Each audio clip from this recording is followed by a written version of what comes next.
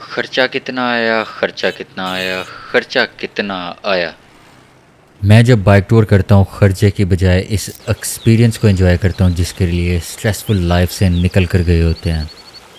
जब वापस आते हैं बेशक जेब खाली होती है, लेकिन दिलो दिमाग में इन पहाड़ों और ख़ूबसूरत वादियों की यादें होती हैं।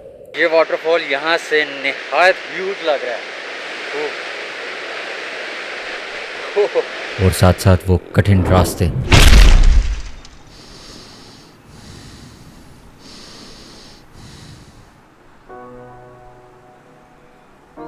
लेकिन इस सब के बाद वही लाइफ और इन्फिनिट लूप में जीना होता है जिसमें एक ही दिन बार बार रिपीट हो रहा होता है।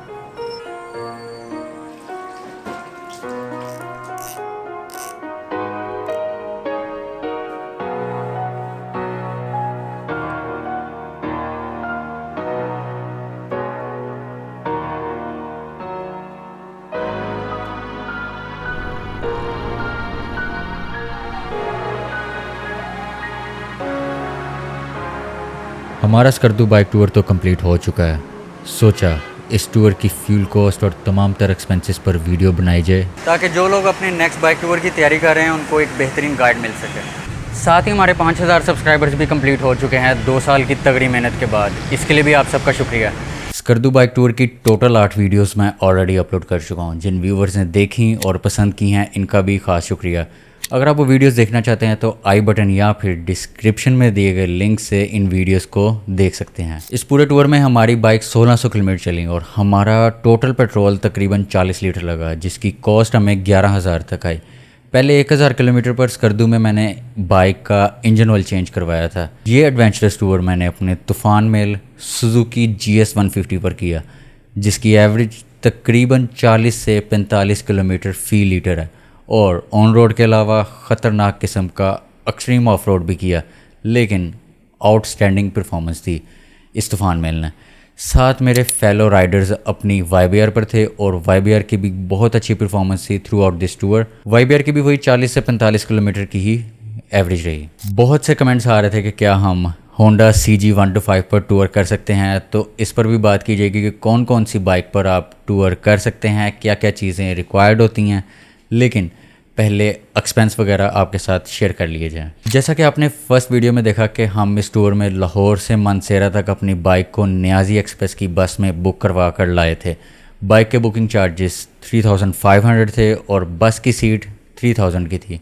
इस तरह हमने लाहौर से मानसेरा तकरीबन पहला जो टूर का 400 किलोमीटर का सफ़र था वो इस तरह बस में बाइक को लोड करवा के किया। बहुत से बाइकर्स बरास्ता जीरी रोड से बाइक्स को चलाकर भी लेके जाते हैं, जैसा कि हमने पिछले साल कश्मीर टूर और गुज़िश्ता स्वात और पंचपीर रॉक्स के टूर पर अपनी बाइक को जीरी रोड पर चलाया था। मेरे नज़दीक अगर आपका टारगेट लॉन्ग टूर का है तो अपने लॉन्चिंग पैड तक अपनी बाइक्स को बुक करवा लें। इससे अपने टूर का आप फ्रेश स्टार्ट ले सकते हैं बगैर किसी थकावट के। इस लॉन्चिंग पैड में इस्लामाबाद भी अच्छा ऑप्शन है। अगर आपका टूर नारान, बाबूसर और गिलगित की तरफ है तो बेहतर है मानसेरा, नहीं तो एटलीस्ट इस्लामाबाद तक अपनी बाइक को बुक करवा लें। दीगर रूट जैसा कि कश्मीर के लिए मुजफ्फराबाद, स्वात के लिए आप डायरेक्ट स्वात सिटी जा सकते हैं, फिर दैन फर्दर मालम जब्बा, कुमराट, कलाम, यहाँ पे अपने टूर को कंटिन्यू कर सकते हैं। अब मैंने आपको बाइक लोड करवाने के फ़ायदे तो बताए हैं, लेकिन इसके कुछ डिसएडवांटेजेस भी हैं। सबसे पहले आपको हैंडल बार पर लगे साइड मिरर्स और दीगर जितनी भी एक्सेसरीज़ लाइट्स होती हैं वो आपको उतारनी पड़ती हैं। हमारे साथ जो यामाहा YBR पर अदनान भाई थे, इनका मोबाइल होल्डर बस में लोडिंग के दौरान ही टूट गया। और दूसरी एहतियाती तदाबीर ये है कि बाइक को बस कंपार्टमेंट में बहुत देखकर अपने हिसाब से लोड करना पड़ता है। मैंने अपनी बाइक को बस में अच्छी तरह तसल्ली करके लोड किया था, लेकिन फिर भी जब मानसेरा पर उतरे तो पता लगा कि फ्यूल टैंक पर बस का फ्रेम टकराने की वजह से इसकी लेमिनेशन उतर गई थी। लेकिन अल्लाह का शुक्र है कोई टैंकी पर डेंट या पेंट वगैरह नहीं उतरा। तो इन चीज़ों का आपने ख़ुद ख्याल रखना है। ऐसी बस का इंतखाब करें जिसमें बाइक खड़ी कर कर ले जाई जा सके और कोई नुकसान ना, बाकी एहतियात अपने ऊपर ही है। दूसरी चीज़ है होटल और फूड एक्सपेंस। एक हदीस का मफहूम है कि जब 3 आदमी सफ़र पर निकलें तो इन्हें चाहिए कि अपने में से एक को अमीर बना लें। और हमारे अमीर यानी मैनेजर थे अरसलान भाई। ये सब एक्सपेंस हर बार के टूर की तरह इन्होंने बेहतरीन तरीके से मैनेज किए और काफ़ी अच्छे से सब चीज़ों को देखा। हमारा ये टूर बड़ी ईद के फ़ौरन बाद था, तो इस दौरान नारान बाबूसर टॉप वाली साइड पर काफ़ी रश होता है और होटल का मिलना इस साइड पर काफ़ी मुश्किल था। और हमारा इरादा ये था कि चिल्लास को क्रॉस करके आगे जगलोट वाली साइड पर जाके स्टे करें, लेकिन थकावट की वजह से ना चिल्लास की सख्त गर्मी में हमें रुकना पड़ा। वहाँ हमें इस टूर का सबसे एक्सपेंसिव होटल 6,000 रुपये का मिला, जो कि एसी वाला था।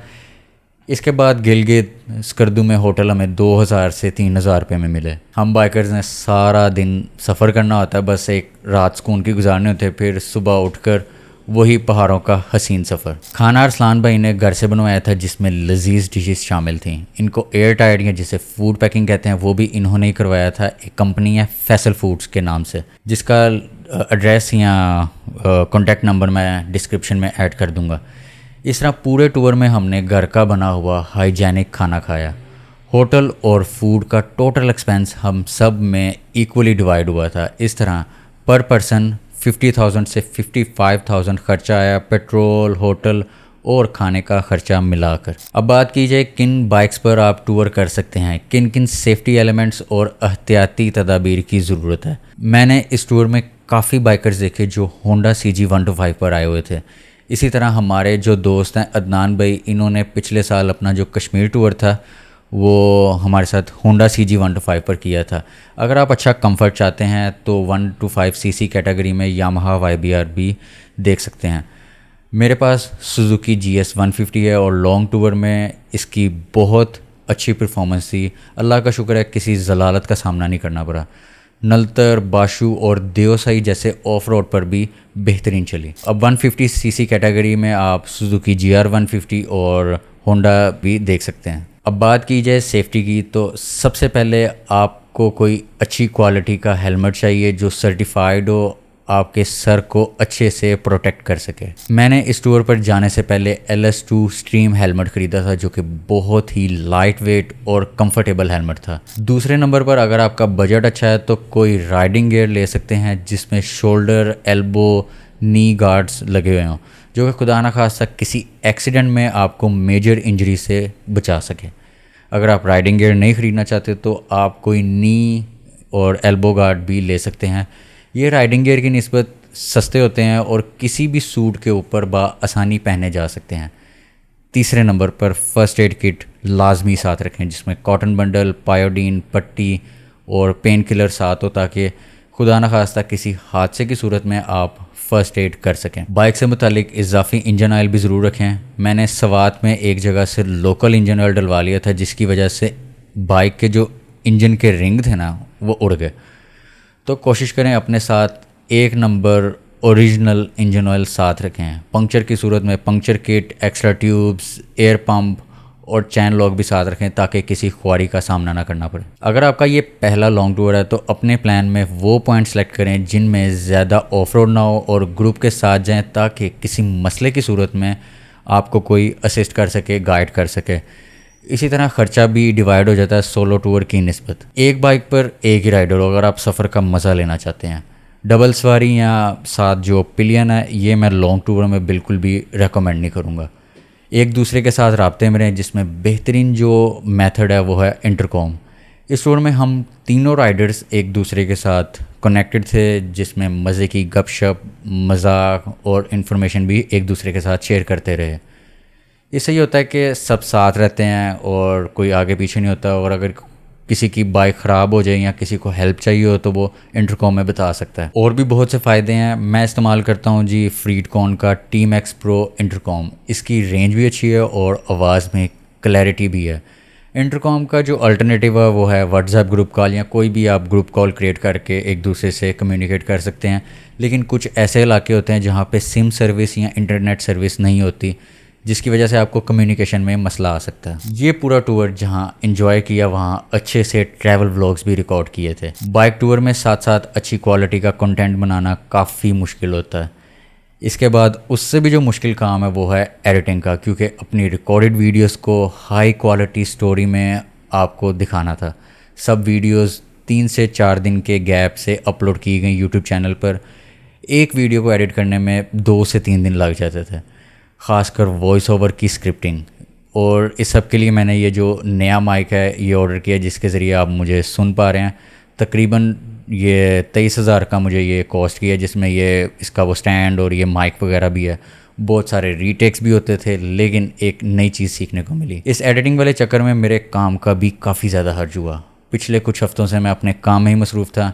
कुछ ज़रा मौसम बेहतर होता तो फिर इंशाल्लाह नए सफ़र पर निकलने का इरादा बनाएंगे अपने तूफ़ान मेल पर। इस टूर के दौरान मेरी सालगिरह भी आई थी, तो अरसलान भाई ने नलतर 0 पॉइंट में पता नहीं कहाँ से एक छोटा सा केक ढूंढ लिया, और वहाँ पर इन दोस्तों के साथ रात के कुछ यादगार मनाजिर थे जो कि मैं नलतर वाली वीडियो में नहीं ऐड कर सका, क्योंकि वो ऑलरेडी काफ़ी लंबी हो चुकी थी, तकरीबन 25 से 30 मिनट की।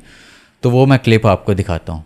थे आ रहे सन ते साडा एक खसूसी मेहमान है, खसूसी साडा पार्टनर राइड विद अब्दुल्ला दे नाम तो जिन्हां दा चैनल है ਉਹ ਹੈ जनाब ने माशाल्लाह अब्दुल्ला साहब। ਇਹਨਾਂ ਦੀ ਇਹ ਅੱਜ ਬਰਥਡੇ ਤੇ ਹੁਣ ਨਲਤਰ ਆ ਕੇ ਸਾਨੂੰ ਪਤਾ ਤੇ ਥੋੜੀ ਦੇਰ ਪਹਿਲੇ ਲੱਗ ਗਏ ਸੀ ਰਸਤੇ 'ਚ, ਲੇਕਿਨ ਅਸੀਂ ਕਿਹਾ ਸੀ ਸ਼ਾਇਦ ਨਲਤਰ 'ਚ ਕੋਈ ਹੋਏਗੀ ਕੋਈ ਬੇਕਰੀ ਸ਼ੈਕਰੀ ਜਿੱਥੋਂ ਸਾਨੂੰ ਕੋਈ ਅੱਛੀ ਆਈਟਮ ਲੱਭੇ, ਲੇਕਿਨ ਅਰਸਲਾਨ ਭਈ ਆਪਣੀ ਮਿਹਨਤ ਦੇ ਨਾਲ ਇਹ ਨਾ ਇੱਕ ਥੱਲੋਂ ਜਾ ਕੇ ਬਹੁਤ ਮੁਸ਼ਕਲ ਨਾਲ ਕੇਕ ਲੱਭ ਕੇ ਲਿਆਏ ਨੇ। ਸਾਨੂੰ ਲੋਕ ਆ ਕੇ ਮਿਲਿਆ ਤੇ ਅਸੀਂ ਕਿਹਾ ਚਲੋ ਇਹਨੂੰ ਕਟਿੰਗ ਕੀ ਕਰਨਾ ਹੈ, ਐਸੇ ਹੀ ਅਬਦੁੱਲਾ हाँ ਭਾਈ जी। ਚਾਹਤੇ हैं। नहीं एक पीस कर लो, बाकी सारे ਨਹੀਂ ਨਹੀਂ ਤੁਸੀਂ ਇੱਕ ਬਾਈਟ ਲਓ ਨਾ, ਆਪਣੇ ਹੱਥਾਂ ਨਾਲ ਬਾਈਟ ਇੱਕ ਇੱਕ ਟ੍ਰੇਨ ਤੁਹਾਡੇ ਮੂੰਹ 'ਚ ਖਿੱਚੇਗਾ। ਮਾਸ਼ਾਅੱਲਾ ਜੀ। वो ਇਹ Happy ਹੈਪੀ ਬਰਥਡੇ ਅਬਦੁੱਲਾ ਭਾਈ। ਮਾਸ਼ਾਅੱਲਾ ਮਾਸ਼ਾਅੱਲਾ ਜੀ। ਦੁਆ ਹੈ ਜੀ ਅੱਲਾਹ ਪਾਕ ਤੁਹਾਨੂੰ ਅੱਛੀ ਜ਼ਿੰਦਗੀ ਦੇ, ਜਿਸ ਤਰ੍ਹਾਂ ਤੁਸੀਂ ਆਪਣੇ ਵੀਵਰਸ ਨੂੰ ਖੁਸ਼ ਕੀਤਾ ਹੈ ਇਸੇ ਤਰ੍ਹਾਂ ਹੱਸੀ ਖੁਸ਼ੀ ਰੱਖੋ। ਦੁਆ ਹੈ ਜੀ ਅੱਲਾਹ ਪਾਕ ਤੁਹਾਨੂੰ ਕਾਮਯਾਬ ਕਰੇ, ਇਸੇ ਤਰ੍ਹਾਂ ਆਪਣੇ ਬੱਚਿਆਂ ਦੇ ਆਪਣੀ ਫੈਮਿਲੀ ਤੇ YouTube ਦੇ ਉੱਤੇ ਰਾਜ ਕਰੋ ਤੁਸੀਂ। ਮਾਸ਼ਾਅੱਲਾ ਜੀ। ले सर आप भी खाएं। जज़ाकल्लाह। अरसलान भाई और अदनान भाई का जी ख़ास शुक्रिया। उम्मीद करता हूँ इस वीडियो के ज़रिए आपको अगले नॉर्थ बाइक ट्रिप के लिए एक प्रॉपर गाइड मिल सकी होगी। चैनल को सब्सक्राइब कीजिएगा और वीडियो को लाइक करें ताकि यूट्यूब एल्गोरिदम ये वीडियो आगे सजेस्ट करे, और बेल आइकन को ज़रूर प्रेस करें ताकि आने वाले वीडियोस की नोटिफिकेशंस आपको मिल सके।